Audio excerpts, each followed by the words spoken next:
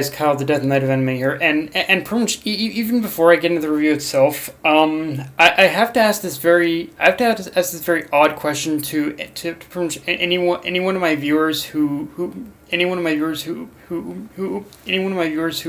has Crunchyroll and watches it on like a pretty much iMac or a MacBook. Like I don't know any. I know there are very few who would probably use these products and anymore have mostly switched over to PC again. But for anyone, for anyone who basically owns like a MacBook or an iMac and has Crunchyroll, I have to ask you guys, did any of you end up experiencing any kind of audio problems with Crunchyroll? Because pretty much because when I had gone to when I had gone to view the episode, when I had gone to view the latest episode of One Piece, it kind of it started working, and then all of a sudden like what happened is the audio conked out. So I had to go ahead and I had to view the episode on my iPad, but iPad, but for any of you who has like an iMac or a MacBook and has Crunchyroll, can you kind of tell me if you guys have experienced those same problems? Because it was really weird for me. Like it worked like Crunchyroll, it worked on my PC and it worked on my iPad, but so I didn't encounter any audio problems there. But suddenly I was encountering problems with my MacBook here. So I don't know if you guys were encountering those problems or not. And if you were, just tell me. Like I don't know like what's going on there. But anyway, let's get into the review itself.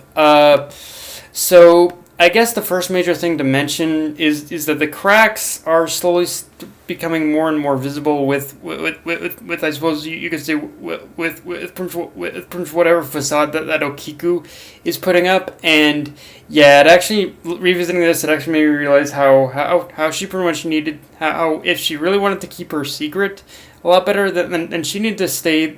She needed to stay far away from Zora's watchful eye as much as possible, because from here, you're gonna see a lot more things in regards to Kiku be exposed more and more until the very big reveal. Because trust me, the stuff we've gotten is only like little teases for like the future of this arc, and of course I guess the big one that kind of reveals her a little bit more, of course, is basically that she knows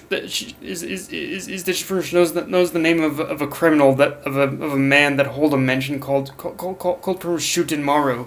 So yeah, we're starting to see that the roadblocks of this arc being built already. Now, there's one moment in this episode to me that I can only describe as hauntingly cruel, which is very start off being reminded of how much the people of basically Okoboro Town are suffering. Then from there, they're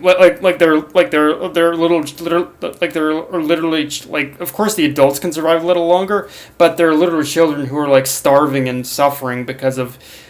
All pretty much because of the way that the Wano is being led under the Shogun and Kaido right now. So yeah, it's that in itself is haunting enough. But after that, we pretty much get a.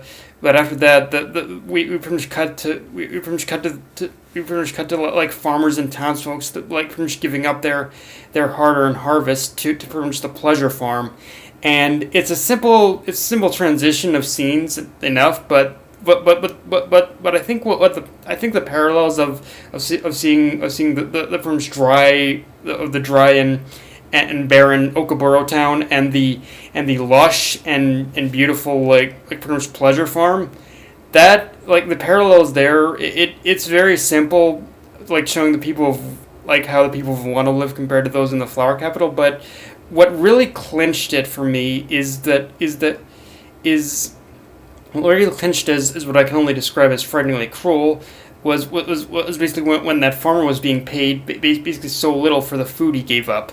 I mean, I don't know how many people are gonna agree with me when I say this, but that was straight up wealth inequality on display, and that's where the frightening aspect comes in, because because when you look at what the farmer was paid, and you look at the pleasure farm, it's like the pleasure farm is portrayed as such a heavenly place, but the reality is, it's the most evil place on earth because it's created from the hard work of the citizens who are treated like slave labor, and I mean, obviously they're paid, but they're basically on that line of being treated almost like slave labor, and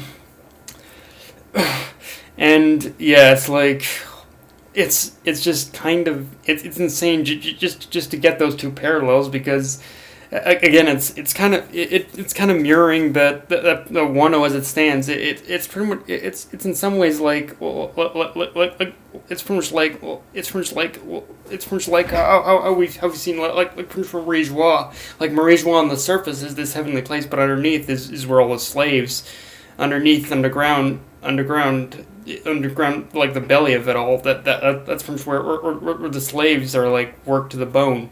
And here it's kind of a very similar situation. Only difference here is that the people are still paid just for not enough to feed their families because the shogun is basically such a rich asshole.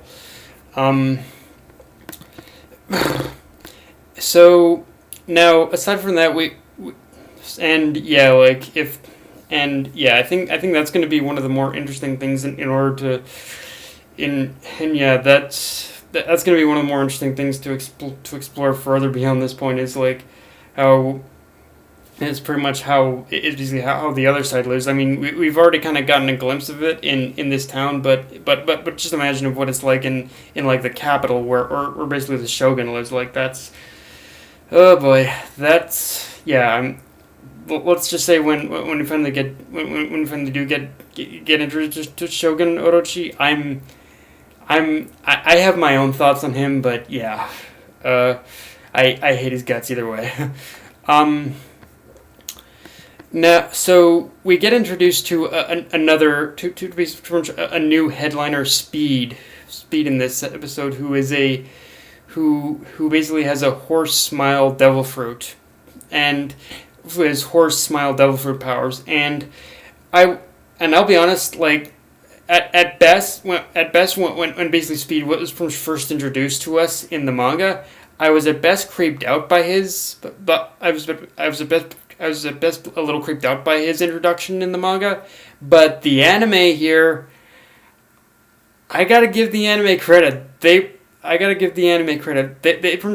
basically went above and beyond in order to make sure I was terrified of Speed, because yeah, when I saw her laugh for the first time, I actually kind of like jumped back a bit in my seat. So I suppose for as okay as the episode as a whole was, I can at least say that the anime did not. I can at least say the anime did pretty much do at least that much for me in terms of it did do that much for me in terms of an improvement. Like it actually made me like pretty much scared of Speed. Like that pretty much smile in the manga it's creepy enough. In animation, that shit's fucking terrifying. I'm just saying, people. Like, yeah, Speed, you really kind of fucking creep me up, lady. So, yeah.